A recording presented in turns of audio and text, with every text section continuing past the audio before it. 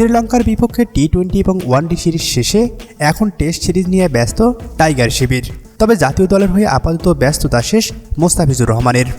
দীর্ঘদিন থেকে test series থেকে দূরে আছেন মিস্টার কাটার মাস্টার।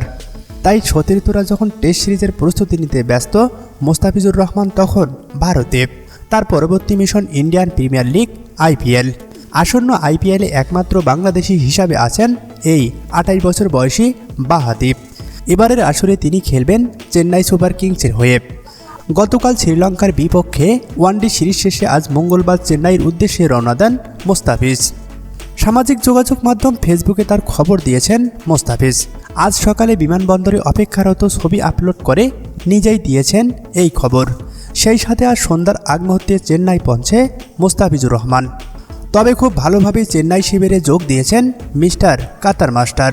চেন্নাই শিবিরে পৌঁছানোর পর তাকে সাদরে গ্রহণ করেন টিম ম্যানেজমেন্ট।